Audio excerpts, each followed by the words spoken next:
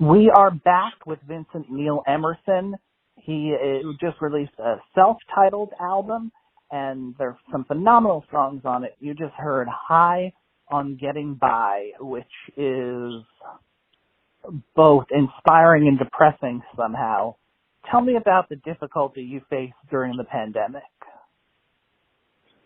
Well, I faced the same thing that a lot of other people faced.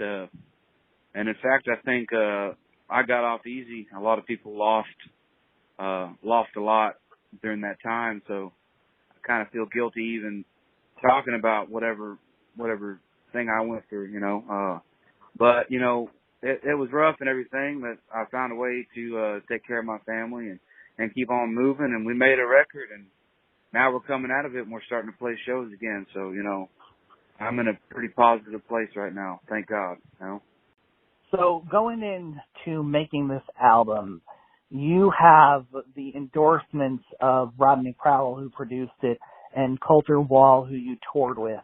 How has that affected your career and your confidence? Well, I don't know if Coulter exactly endorsed it. He's a good friend of mine, but Rodney, he's amazing, and he is one of my heroes. So it was really good to work with him and get him to produce it, Yeah, what types of things did he do in the studio for you? Well, beyond production, he kind of, just encouraged me and was just a good friend to me, What types of production strategies did he come out with? Like, I know the album sort of came out very straightforward and sparse in some places. Was that his doing? Well, yeah, I think he kind of he heard the songs, what they were, and just kind of knew they didn't really need a whole lot. But he brought in some really great players to fill it out. So, I think it might sound sparse, but what is there is I think the players really filled it out nicely. Absolutely. How has your return to touring been?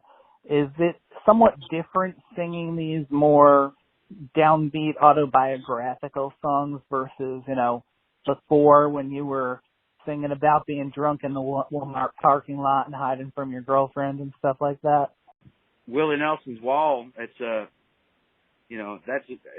I wasn't singing about being drunk and hiding from my girlfriend in a Walmart.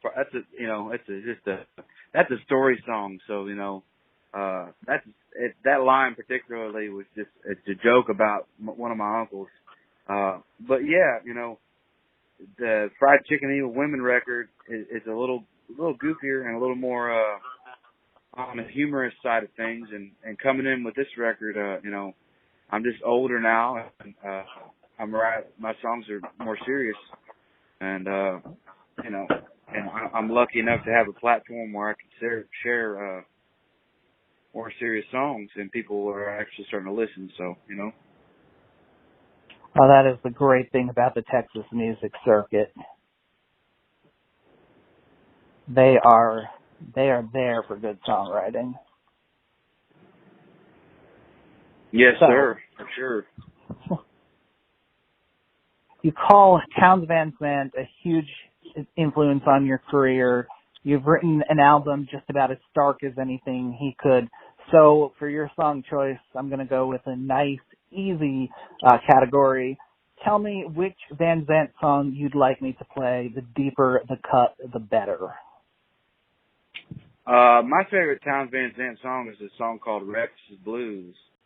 And why is that one your favorite? It's the first Townes song I ever heard, but, I just think it might be the best song ever written, Music is so subjective, so what I like the best may not be what somebody else thinks the best is, so it's just my favorite song. Well, I think when picking the best songs ever written, Townes Van Zandt is a really nice category to be choosing from. I am personally a huge fan of his friend Guy Clark. That's probably my favorite songwriter. Yeah, I love Guy Clark. So let's hear a little Townes, and we will be right back.